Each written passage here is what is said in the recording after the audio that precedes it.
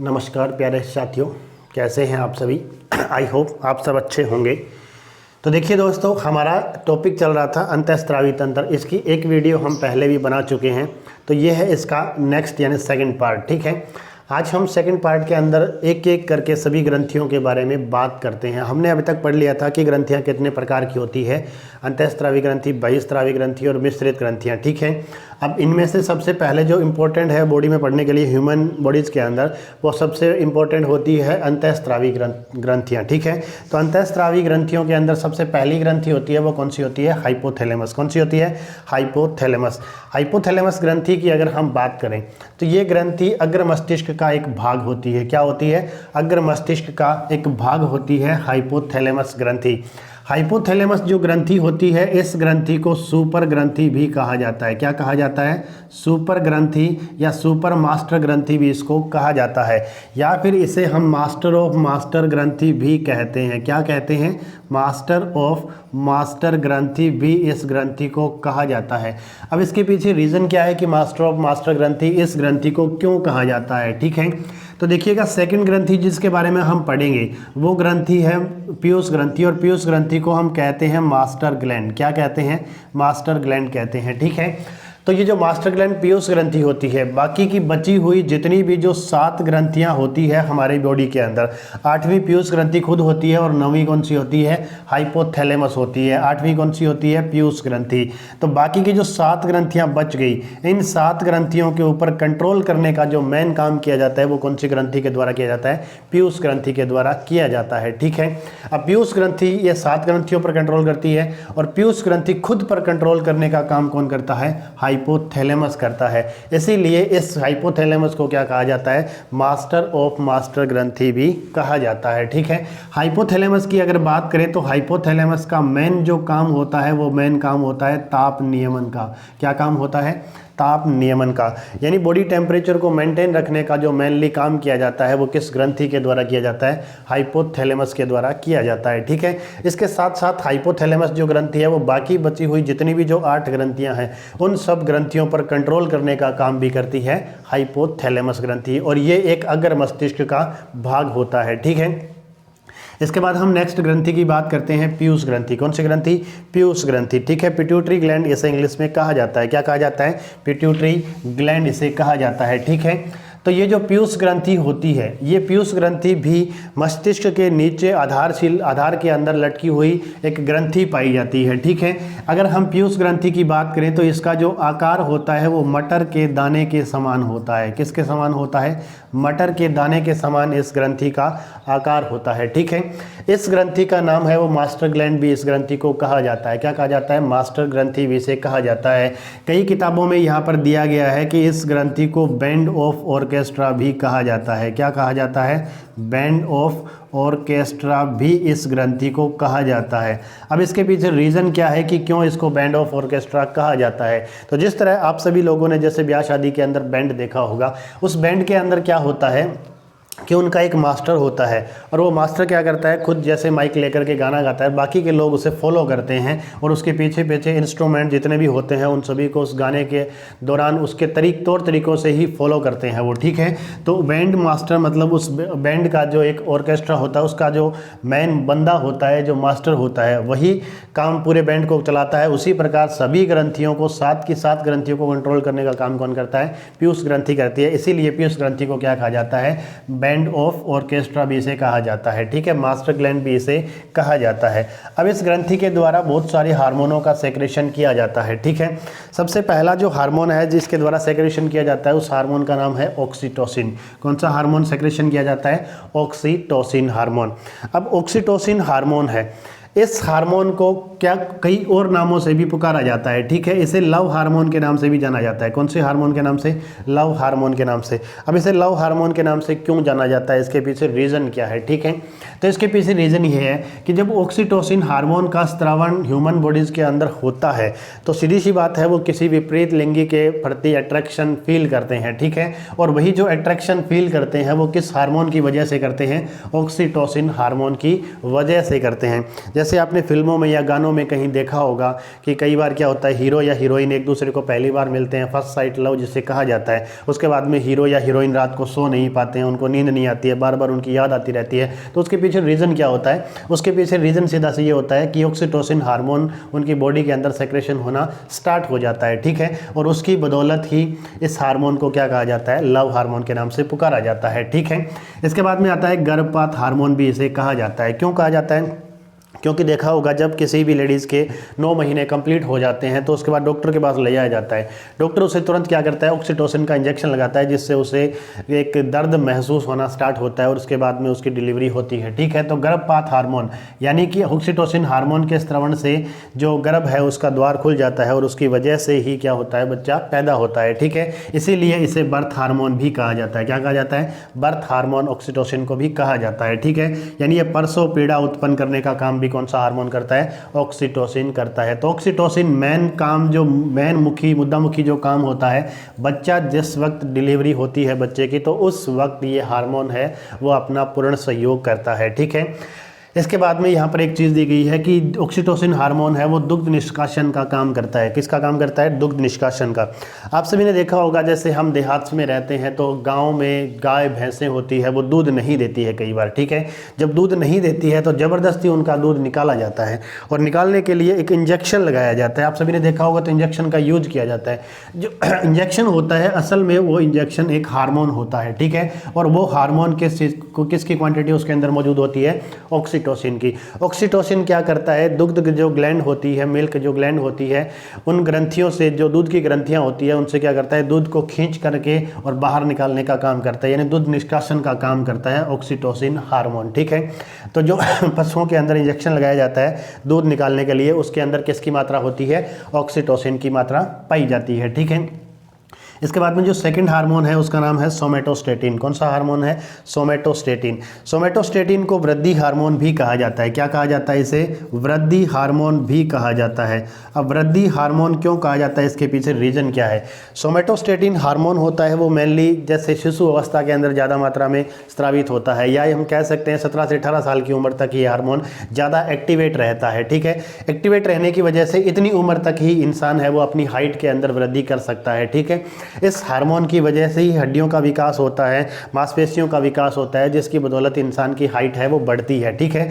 Somatostatin mainly जो काम करता है वो इंसान की हाइट बढ़ाने का काम करता है, ठीक है। लेकिन इसकी कमी से अगर बाई चांस सोमेटोस्टेटिन किसी बच्चों के अंदर कमी रह जाती है कि ये उत्पन्न नहीं हो पाता है, तो उस वजह से क्या क्या दिक्कतें या क्रिएट हो सकती हैं। तो उस वजह से इंसान है वो बोना रह जाता है। क्या रह जाता है? बोना, यानी उसकी हाइट है वो कम रह जाती है, तो उस चीज़ को बोनापन कहा जाता है। क्या कहा जाता है? बोनापन, या इंग्लिश में इसे ड्वार्फिज्म भी कहा जाता है। क्या कहा जाता है? ड्वार्फिज्म भी कहा जाता है, ठीक है। कई जगह ड्वार्फिज्म लिखा हुआ मिलता है, तो ड्वार्फिज्म इसे कहा जाता है। अधिकायिता का मतलब है, अधिकता का मतलब है कि इस हार्मोन की बाई चांस अगर शरीर के अंदर वृद्धि ज़्यादा हो जाए, मतलब इसका सेक्रेशन है वो ज़्यादा मात्रा में होना स्टार्ट हो जाए, तो उस कंडीशन में क्या दिक्कत क्रिएट हो सकती है? अगर ये ज़्यादा मात्रा में क्रिएट होगा तो मांसपेशियों, हड्डियों की जो लंबाई चौड़ाई है वो ज़्यादा मात्रा में बढ़ेगी, ज़्यादा मात्रा में वृद्धि करेंगे। उस वजह से क्या होगा? इंसान है वो हद से ज़्यादा बड़ा हो जाता है। हद से ज़्यादा बड़ा होने का मतलब एक नॉर्मल एवरेज अगर हम हाइट माने तो 5 से लेकर के 6 फुट तक की एक एवरेज हाइट होती है। अगर हम इंडियन कल्चर की बात करें तो यहाँ पर 5 से लेकर के 6 फुट की एक एवरेज हाइट है, ठीक है। लेकिन अगर इस हाइट से अगर कोई इंसान ऊपर चला जाता है, जैसे किसी की हाइट है वो 6.5 या 7 फुट के करीब पहुँच जाती है, ठीक है। यानी वो अगर दुकान से जूते लेने भी जाता है तो उसके नाप के जूते भी नहीं मिलते हैं, कपड़े भी नहीं मिलते हैं, उसे हर चीज़ स्पेशली अपने लिए बनवानी पड़ती है। तो उस टाइप के जो इंसान होते हैं उन्हें महाकायिता कहा जाता है, मतलब उसके शरीर को क्या कहा जाता है? महाकायिता कहा जाता है, ठीक है। इस हार्मोन को एसटीएच हार्मोन भी कहा जाता है। एसटीएच का मतलब है सोमेटोट्रोफिक हार्मोन। क्या मतलब है? सोमेटोट्रोफिक हार्मोन। क्या मतलब है इसका? इसका मतलब है सोमेटोट्रोफिक हार्मोन। अब सोमेटोट्रोफिक हार्मोन भी किस हार्मोन को पुकारा जाता है? सोमेटोस्टेटिन हार्मोन को कहा जाता है, ठीक है। इसके बाद में नेक्स्ट हार्मोन आता है प्रोलैक्टिन। कौन सा हार्मोन आता है? प्रोलैक्टिन। लैक्टोजेनिक से शब्द से प्रोलैक्टिन हार्मोन। अब प्रोलैक्टिन से आपको पता चल ही गया होगा कि ये जो हार्मोन होता है वो दूध से रिलेटेड होता है। किससे रिलेटेड होता है? दूध से रिलेटेड हार्मोन होता है, ठीक है। इस हार्मोन का मेन जो काम होता है वो दूध संश्लेषण करने का काम होता है। क्या काम होता है? दूध संश्लेषण करने का इसका काम रहता है। किस तरह से कि देखिए ये प्रोलैक्टिन हार्मोन जब बच्चा पैदा होता है तो जस्ट उसके बाद में ये मादा के अंदर या महिलाओं के अंदर स्रावित होना स्टार्ट हो जाता है। उस वजह से क्या होता है कि ये जो मिल्क ग्लैंड होती है उनसे दूध का निष्कासन करने का काम करवाता है, ठीक है। इसी वजह से जैसे ही बच्चा पैदा होता है, पैदा होते ही अचानक से जो स्तन ग्रंथियाँ होती है उनसे क्या होता है, दूध निकलना स्टार्ट हो जाता है, ठीक है। तो प्रोलैक्टिन हार्मोन का काम होता है दूध संश्लेषित करना। इसके बाद नेक्स्ट आता है एडीएच हार्मोन। कौन सा हार्मोन है? ADH hormone. एडीएच हार्मोन की अगर हम फुल फॉर्म की बात करें तो इसे कहा जाता है एंटी डायूरेटिक हार्मोन। क्या कहा जाता है? एंटी डायूरेटिक हार्मोन, ठीक है। अब एंटी डायूरेटिक हार्मोन का क्या काम होता है? इस हार्मोन का एक दूसरा नाम भी होता है, इसे वैसोप्रेसिन भी कहा जाता है। क्या कहा जाता है? वैसोप्रेसिन हार्मोन भी कहा जाता है। अब ये हार्मोन मेनली काम क्या करता है? मुख्य अगर बात करें इस हार्मोन की, जिस तरह से मैं एक छोटी सी संरचना यहाँ पर बना रहा हूँ, इस तरह से देखिएगा आप, ये एक छोटी सी संरचना है और आप समझ गए होंगे कि ये किस चीज़ की संरचना है, ठीक है। ये संरचना है एक नेफ्रॉन की। किस चीज़ की संरचना है? एक नेफ्रॉन की। अगर हम नेफ्रॉन की बात करें कि नेफ्रॉन क्या होता है, तो उत्सर्जन तंत्र का या किडनी का संरचनात्मक और क्रियात्मक जो इकाई होती है उस इकाई को क्या कहा जाता है? नेफ्रॉन कहा जाता है, ठीक है। नेफ्रॉन का जो ऊपर वाला पार्ट होता है यहाँ पर इसे ग्लोमेरुलस कहा जाता है। क्या कहा जाता है? ग्लोमेरुलस। इस पार्ट को बोमन संपुट कहा जाता है। क्या कहा जाता है? बोमन संपुट। ग्लोमेरुलस और बोमन संपुट दोनों को मिलाकर के मेल पिजियन काय कहा जाता है। इसकी जो ये बॉडी होती है इसे हेनले का लूप कहा जाता है। क्या कहा जाता है? हेनले का लूप कहा जाता है। अब देखिए ग्लोमेरुलस जो पार्ट होता है, ये ग्लोमेरुलस क्या काम करता है? यहाँ पर रक्त का छानने का काम होता है और रक्त छान करके कहाँ पर आता है? नीचे की तरफ नेफ्रॉन में आता है। तो यहाँ पर ज़्यादा मात्रा में कौन सी चीज़ आती है? जल। जल और रक्त दोनों उसके साथ में अंदर छन करके आ जाते हैं। तो ज़्यादा मात्रा में जल जो आ जाता है उस जल को वापस बाहर की तरफ यानी शरीर के द्वारा वापस उसे अवशोषित किया जाता है ताकि वो जल है वो शरीर से बाहर ना निकले। तो ना निकलने के लिए ज़्यादा से ज़्यादा मात्रा में जल को अवशोषित करने के लिए कौन सा हार्मोन जिम्मेदार होता है? एंटी डायूरेटिक हार्मोन जिम्मेदार होता है। समझिएगा फिर से एक बार, ये नेफ्रॉन जो होता है वो जल का उसमें जल ज़्यादा मात्रा में छन करके आ जाता है। तो हेनले के लूप के द्वारा वापस उसे शरीर के अंदर या वापस उसे किडनी के अंदर जल को अवशोषित कर लिया जाता है ताकि शरीर से बाहर जल कम मात्रा में निकले। और शरीर से जल बाहर जितना कम मात्रा में निकलेगा शरीर के अंदर पानी की उतनी ही कम कमी आएगी, ठीक है। तो जितने भी जो मरुस्थलीय जीव होते हैं जो मरुस्थल के अंदर रहते हैं उन जीवों के अंदर ये वैसोप्रेसिन हार्मोन सबसे ज़्यादा मात्रा में स्रावित होता है। क्वेश्चन बन सकता है कि कौन किस टाइप के जो जीव होते हैं उनमें जो वैसोप्रेसिन हार्मोन है वो सबसे ज़्यादा मात्रा में बनता है। ज़्यादा मात्रा में बनने का मतलब है जितना ज़्यादा बनेगा जल का अवशोषण उतना ही ज़्यादा करेगा। जितना ज़्यादा करेगा शरीर से बाहर जल उतना ही कम निकलेगा। जितना शरीर से बाहर कम निकलेगा इंसान को प्यास उतनी ही क्या लगेगी? कम लगेगी। तो मरुस्थलीय जीव जितने भी होते हैं उनके अंदर कौन से हार्मोन की मात्रा ज़्यादा पाई जाती है? वैसोप्रेसिन, या इसे एडीएच या एंटी डायूरेटिक हार्मोन भी कहा जाता है, ठीक है। तो ये इसका मेन काम होता है कि इस हार्मोन का, एंटी डायूरेटिक हार्मोन का जो मुख्य काम होता है वो यही काम होता है, ठीक है। इसके अलावा अगर हम बात करें इस हार्मोन की तो एंटी डायूरेटिक जो हार्मोन होता है वो ब्लड प्रेशर को मेंटेन करने का काम भी करता है। बीपी को मेंटेन करने का काम भी किस हार्मोन की वजह से किया जाता है? इसी हार्मोन की कमी से किया जाता है, ठीक है। अब सवाल ये उठता है कि अगर किसी इंसानों के अंदर वैसोप्रेसिन हार्मोन की बाई चांस मात्रा में कमी आ जाए, यानी ये हार्मोन एंटी डायूरेटिक हार्मोन है ये बनना कम हो जाए, ठीक है। तो कम हो जाए, अगर इसकी कमी हो जाए तो उस इंसान के साथ क्या दिक्कत हो सकती है? अब आप खुद सोचिएगा कि अगर इस वैसोप्रेसिन की कमी हो जाएगी तो इस जल का अवशोषण यहाँ पर क्या हो जाएगा? कम हो जाएगा। तो ये जल शरीर से बाहर क्या निकलेगा? ज़्यादा। और ज़्यादा निकलेगा तो शरीर के अंदर पानी की क्या आ जाएगी? कमी। कहने का मतलब है अगर इस हार्मोन की कमी आ जाती है तो उस कंडीशन में इंसान को बार बार क्या करना पड़ता है? पेशाब करना पड़ता है। क्या करना पड़ता है? पेशाब करना पड़ता है। अगर मैं एंटी डायूरेटिक हार्मोन की बात करूं कि इस हार्मोन को कौन कौन सी चीज़ें होती है जो इसे खराब कर सकती हैं या इस हार्मोन के सेक्रेशन को प्रभावित कर सकती हैं, तो प्रभावित करने वाले जो कारक होते हैं वो कारक होते हैं चाय, कॉफ़ी और अल्कोहल। कौन सी चीज़ें होती हैं? चाय, कॉफ़ी और अल्कोहल। ये जो चीज़ें होती है ये एंटी डायूरेटिक हार्मोन को क्या करती है? प्रभावित करने का काम करती है। जिस तरह से आप देखिएगा कि आप 3 या 4 चाय लगातार पी लीजिए, कॉफ़ी लगातार पी लीजिए, तो उसके बाद में आपको बार बार पेशाब करने की दिक्कत क्रिएट होगी, ठीक है। वो क्यों क्रिएट होती है? क्योंकि उस आप ये जो चाय और कॉफ़ी होती है ये वैसोप्रेसिन के स्रावण को घटा देती है, घटा देने की वजह से पेशाब की मात्रा ज़्यादा बनती है। ठीक है, इसके बाद में नेक्स्ट हार्मोन आता है ल्यूटिनाइजिंग हार्मोन। कौन सा हार्मोन आता है? LH हार्मोन होता है, जिसको ल्यूटिनाइजिंग हार्मोन कहा जाता है। अब देखिएगा ल्यूटिनाइजिंग हार्मोन का मेनली काम क्या होता है। ठीक है, ल्यूटिनाइजिंग हार्मोन मतलब ल्यूटिन को एक्टिवेट करने का काम करता है। तो इसके द्वारा एक तो अंडोत्सर्ग की क्रिया होती है। कौन सी क्रिया होती है? ये जो हार्मोन होता है इस हार्मोन को क्या कहा जाता है? ल्यूटिनाइजिंग हार्मोन कहा जाता है। ठीक है, अब ये ल्यूटिनाइजिंग हार्मोन होता है, इस हार्मोन का मेन काम क्या होता है? इस मेन काम होता है एक तो अंडोत्सर्ग को प्रेरित करना। किस चीज़ को? अंडोत्सर्ग को प्रेरित करना, यानी महिलाओं के अंदर जो अंडोत्सर्ग को प्रेरित करने का जो काम किया जाता है। अगर मैं बात करूं अंडोत्सर्ग क्या चीज़ होती है, तो आप सिंपल सी बात समझिएगा कि इस तरह से गर्भाशय होता है और यहाँ पर ये पाया जाता है अंडाशय। महिलाओं के अंदर यहाँ पर क्या पाया जाता है? अंडाशय। इस अंडाशय से इस फैलोपियन ट्यूब के अंदर एक अंडा निकलता है हर महीने बाहर। ठीक है, तो इस क्रिया को ही अंडोत्सर्ग कहा जाता है।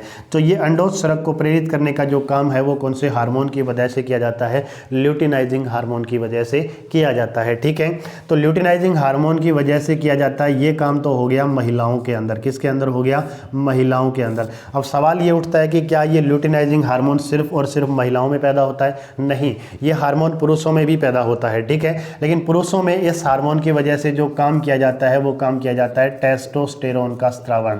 किसका?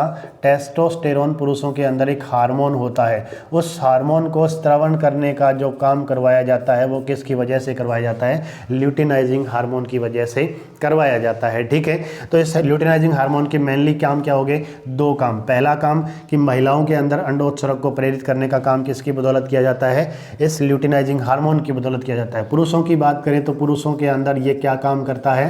पुरुषों में ये टेस्टोस्टेरोन हार्मोन का स्रावण करवाने का काम करता है। ठीक है, तो मेनली इस हार्मोन के कितने काम हो गए? दो काम। ठीक है, इसके बाद में हम बात करते हैं FSH हार्मोन की। किस हार्मोन की?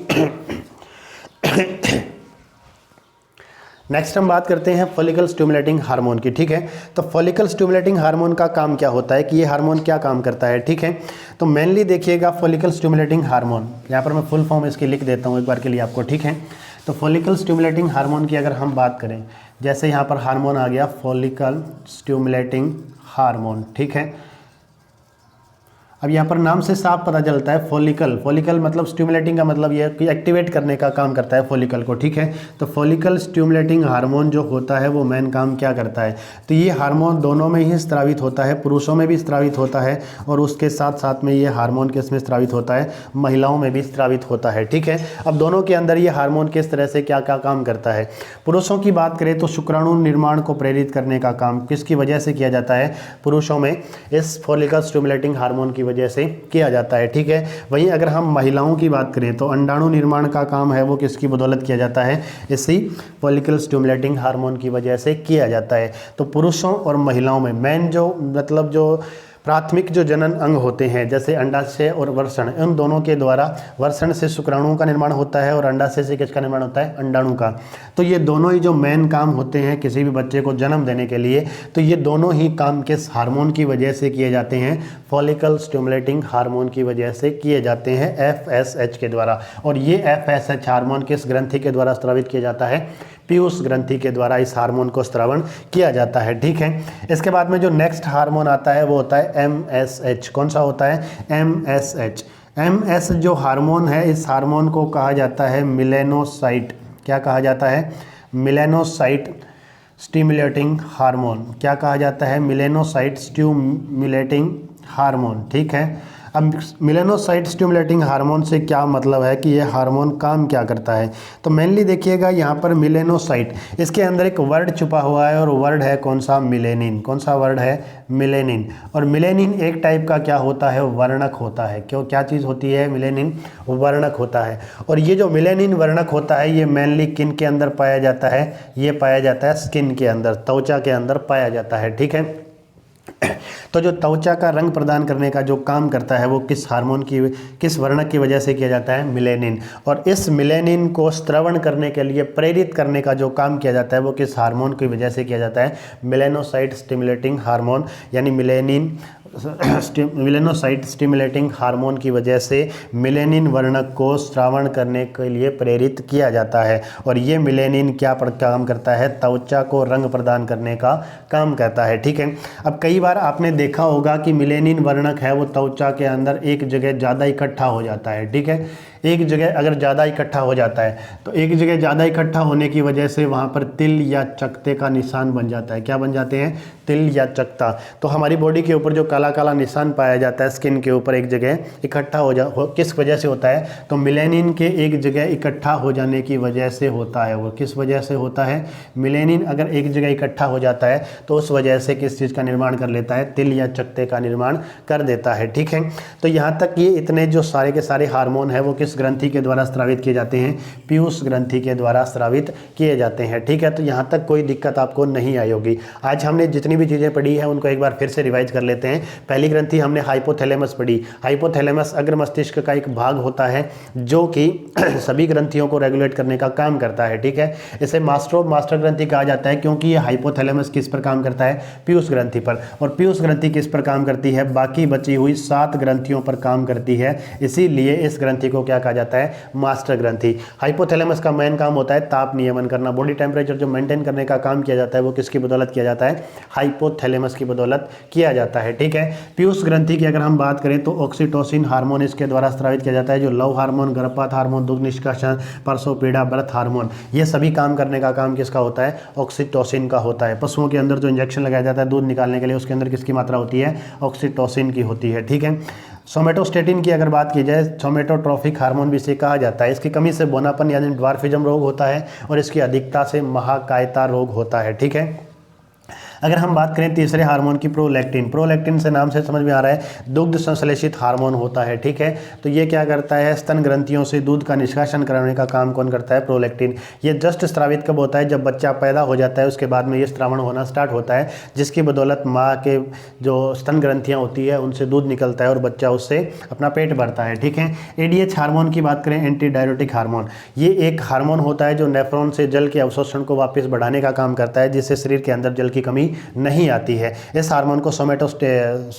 वैसोप्रेसिन हार्मोन भी कहा जाता है। ठीक है, इसकी कमी से बार बार पेशाब आने की दिक्कत होती है। इसके बाद में आता है ल्यूटिनाइजिंग हार्मोन। ल्यूटिनाइजिंग हार्मोन क्या करता है कि महिलाओं के अंदर अंडोत्सर्ग को प्रेरित करता है और पुरुषों के अंदर टेस्टोस्टेरोन हार्मोन का स्रावन करवाने का काम करता है। ठीक है, फॉलिकल स्टिमुलेटिंग हार्मोन की बात की जाए तो फॉलिकल स्टिमुलेटिंग जो हार्मोन होता है वो महिलाओं के अंदर अंडाणु निर्माण का काम करता है और पुरुषों के अंदर शुक्राणु निर्माण का काम करता है। मेलेनोसाइट प्रेरक हार्मोन या मेलेनोसाइट स्टिमुलेटिंग हार्मोन जो होता है वो मेलेनिन वर्णक का निर्माण करता है और मेलेनिन वर्णक है त्वचा के अंदर पाया जाता है और त्वचा को रंग प्रदान करता है। कौन सा वर्णक, मेलेनिन। ठीक है, मेलेनिन एक प्रोटीन होता है। ठीक है, इसके बाद में अगर ये एक जगह इकट्ठा हो जाए तो ये तिल या चकत्ते का निर्माण कर लेता है। तो दोस्तों ये थी हमारी आज के लिए 2 ग्रंथियाँ। इससे आगे का हम नेक्स्ट बाद में पढ़ेंगे। तब तक के लिए जय हिंद, जय भारत।